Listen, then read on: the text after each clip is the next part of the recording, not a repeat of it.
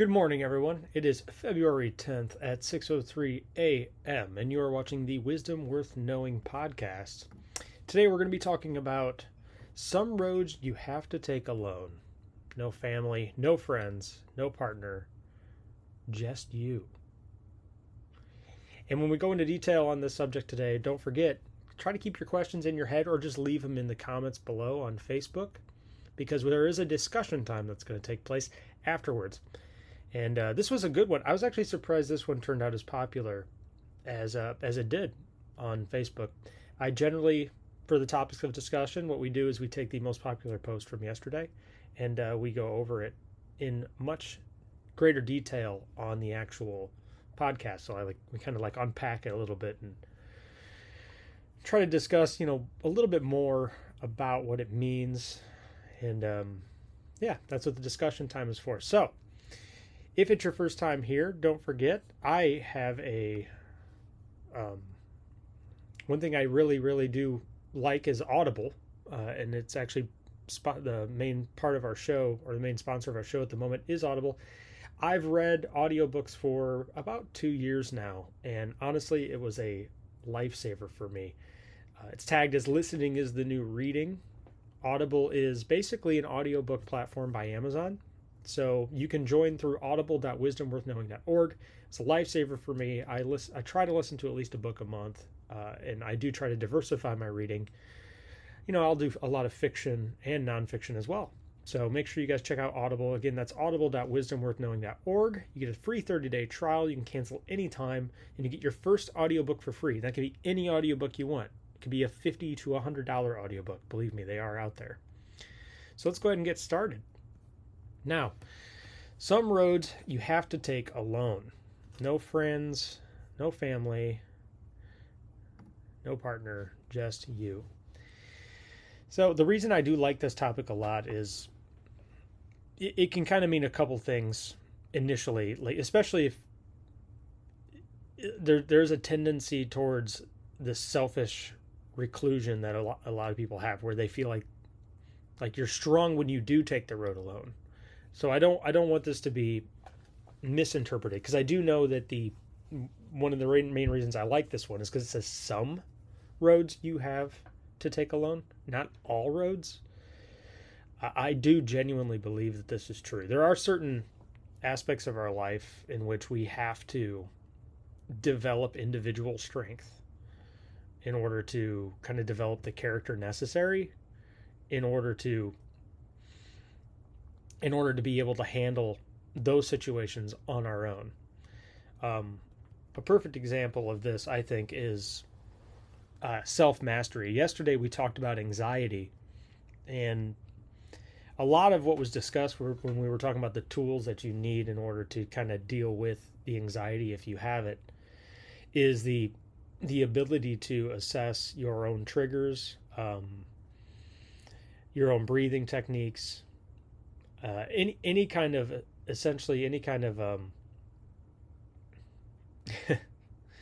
any kind of strategy that you may need to use in order to develop the skill necessary to handle your own anxiety.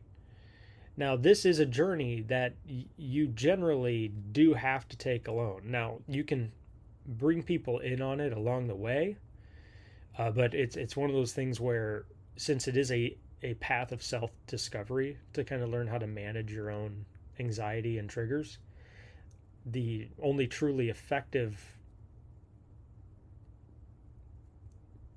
I'm trying to make sure I say this right, the only effective methods that you discover are going to be on your own journey, because really only you know you. Only you know the part of yourself that's having this issue. You know your emotions, you know your predisposition to having certain anxieties. And this whole method of taking this road, or this journey of self-discovery for dealing with your anxiety, is a very useful thing. And it is useful to realize that you do have to kind of do a lot of that on your own. And I don't really mean that in a, like I said, in a selfish sense where it's just like you just shut everybody out. It's more like there are certain things in our life that we can only develop on our own. Another thing that we do need to develop on our own is anything that related to our character. Honesty, telling the truth, integrity, a lot of the character values necessary,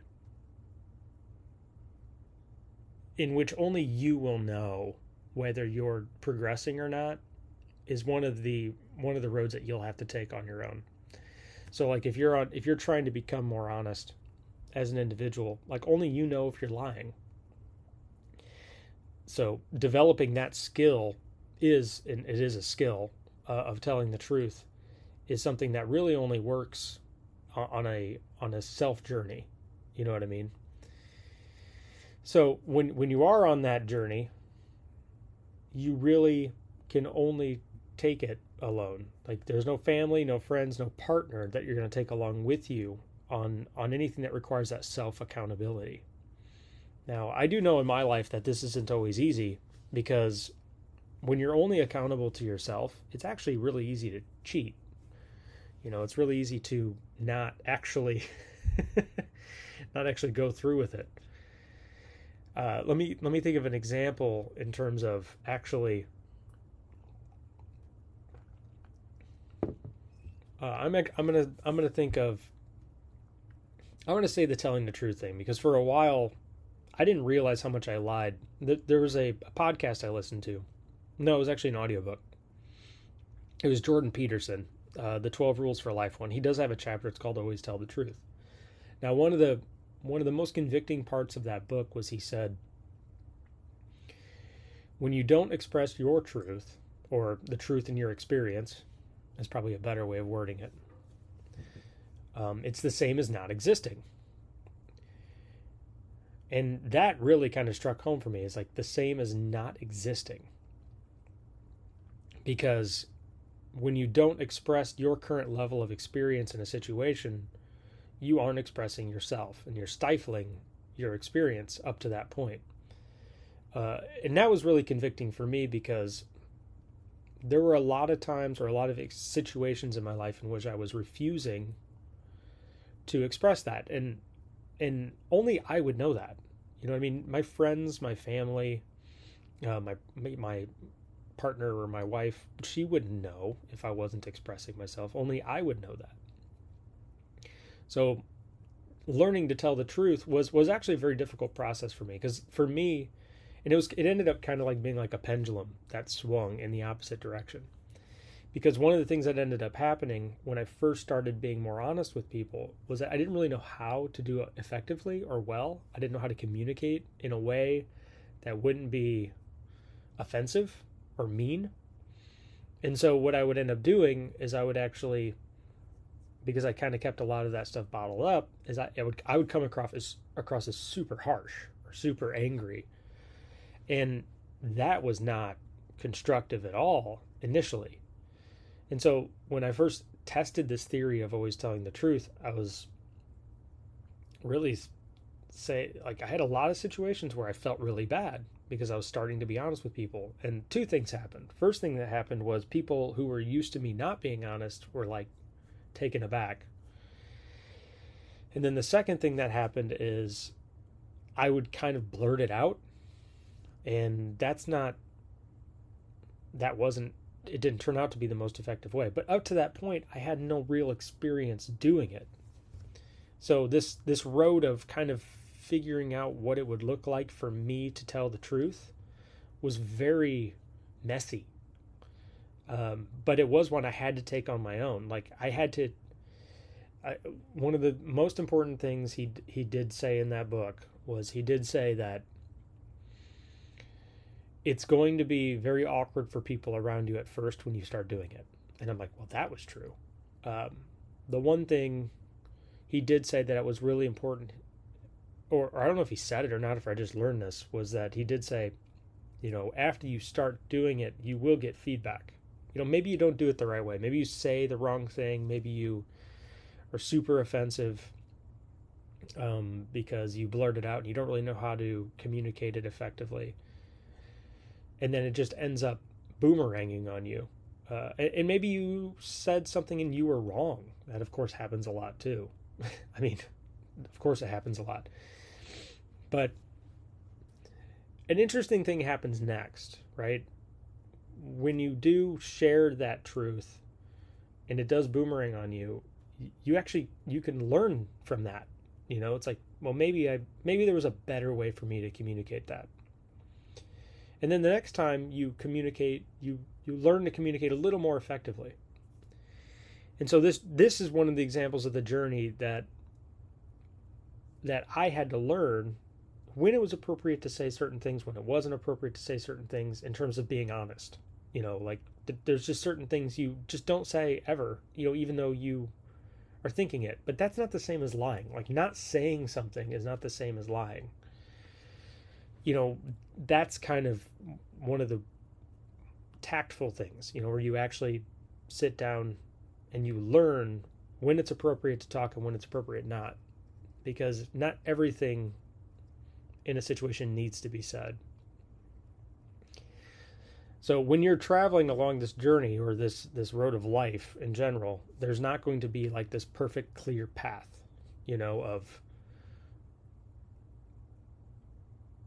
of non-failure. Like, you're not going to instantly be good at things. And so only you can really learn from those mistakes on your own. And only you can really know internally what's going on. And I'm a huge proponent of individual growth. In a lot of ways, I'm an individualist.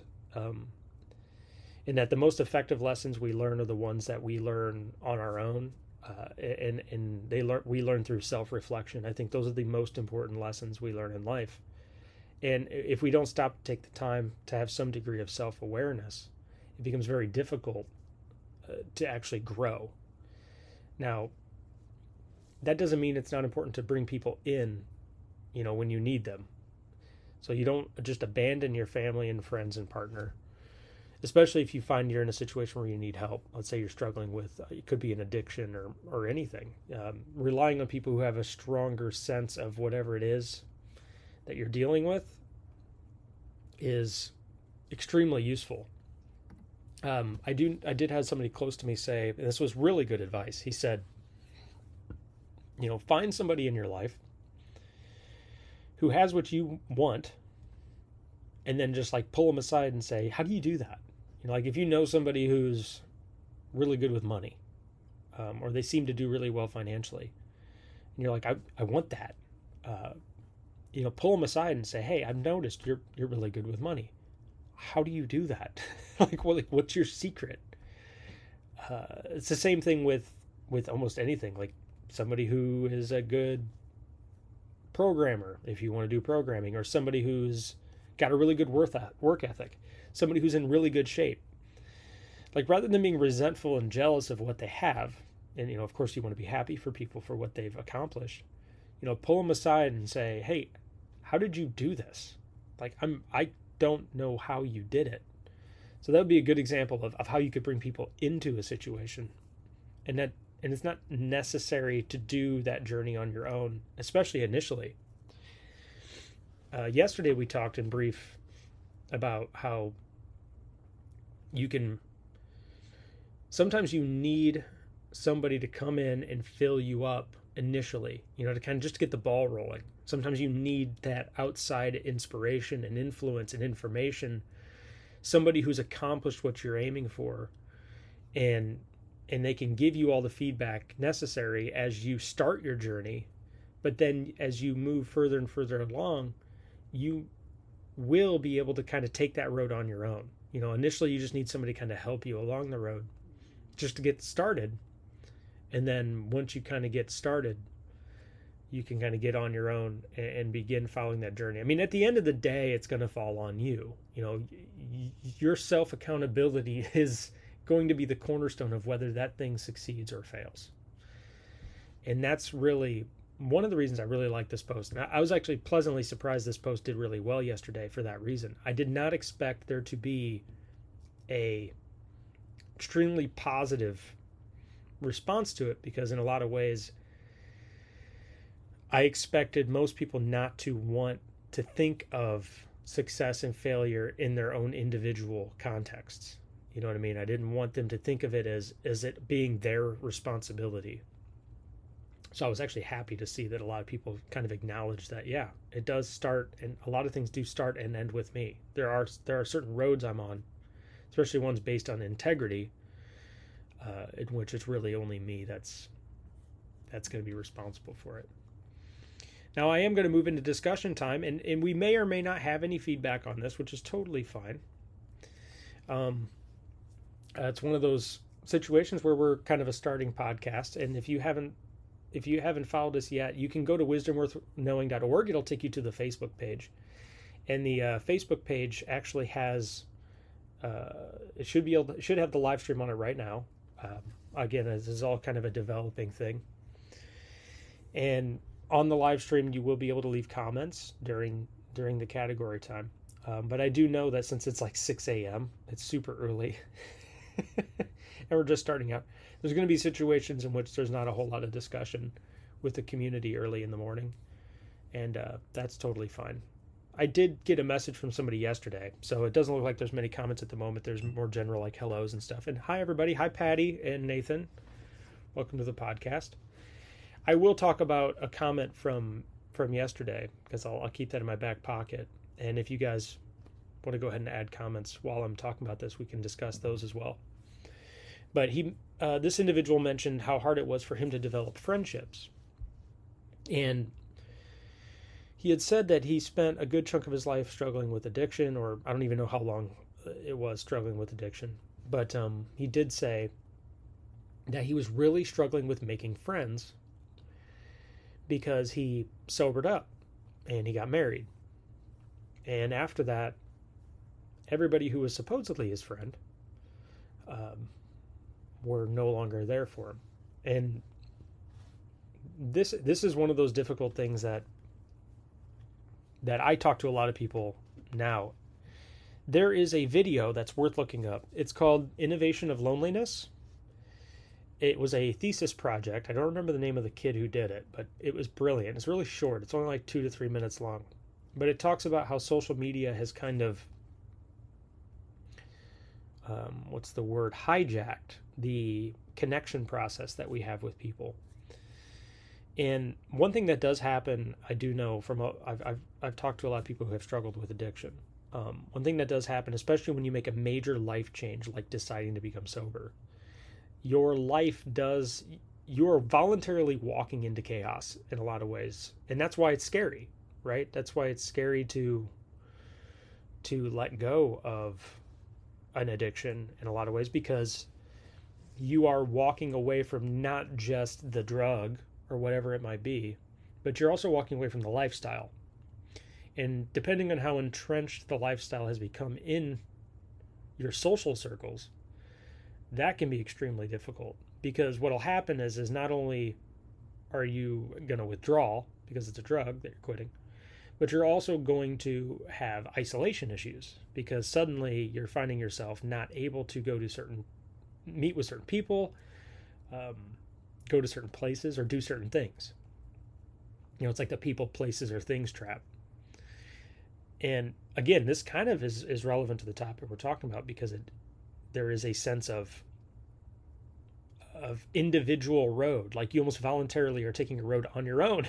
There will not be any people, places, or partners in a lot of ways if you're managing addiction. It's kind of going to be all on you, and that's a sudden immense amount of pressure. So when you do actually take that and you do find yourself needing to remove yourself from social situations, you will find in a lot of ways you need to develop new friendships.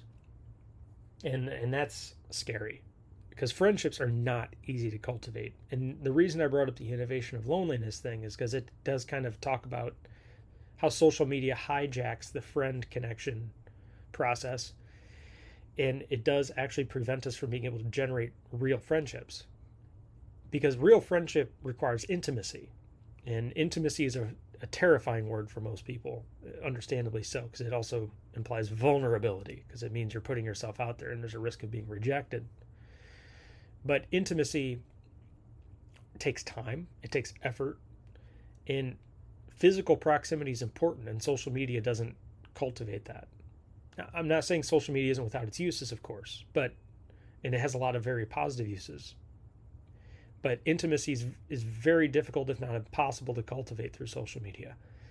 So my suggestion to him, and I don't know if it was a good one or a bad one, but for anybody who's struggling with making friends in general, is to try to find a group, a league, it could be a church, and I don't want to push that too heavily on people. Anywhere, look online for groups that physically meet, or a job. You could even get a second job, and make sure the focus of that league or group or job or social club or whatever it is something that you're super passionate about. So if you're passionate about bowling, join a bowling league. If you're passionate about gaming, I do know there's a lot of board game clubs, in which they meet physically. Reading, if you love to read, book clubs. Somewhere where you can consistently go time and time again, so that you will see the same people over and over again, so that you have opportunities to kind of cultivate that intimacy. And making friends isn't easy. I would honestly say that most people I encounter, we just don't connect, and I don't think that's a bad thing. It's just we don't match up, and that's okay. But know that it's not an easy process, and just because people are friendly to each other doesn't mean they're friends. I've been blessed with a lot of deep friendships over the years, but they were cultivated in high school, so naturally we spent an immense amount of time together early on in our ages, especially when you don't have a job or kids. And then that time we spent together early in our age has still cultivated those long-term friendships up till now. I'm 37 years old, but that doesn't mean it's not impossible. But yeah, there are no amount of friendships that exist, back to the addiction thing, in which a friend isn't going to require your self-destruction in order to be your friend. So if somebody requires that you go back to an addiction or something that is bad for you in order to keep being your friend, then I'm sorry, they're going through their own thing right now. That's not a friendship. That's not how that works. Friends generally want the best in the other person. And that being said, make sure you do that when you're cultivating those friendships. Make sure you want for the other person what is best for that person. And that can be a lot easier said than done. Rather than try to mold people into our images, we need to make sure that we are helping people to be the best version of themselves, whatever that might be. That doesn't mean you don't disagree with them, because, by the way, loving someone, and this culture needs to hear this more often, loving someone doesn't mean always agreeing with them. For those who have children, this is common sense. When you have a kid, you do not agree with everything that they do. That's not love, right? Loving someone is giving them feedback, and no matter what decision they make, you love them in spite of it in a lot of ways. It's like you don't have to agree with everything everybody does. You know what I mean? You can love people properly without agreeing with everything that they do. That's totally fine. Like, actually, that's part of being a healthy human being.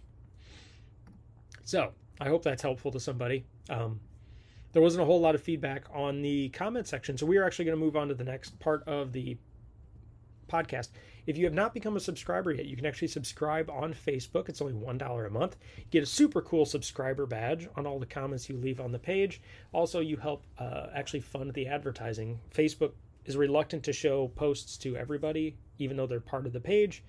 So I do have to have a complimentary advertising campaign alongside of it to help the posts get more exposure.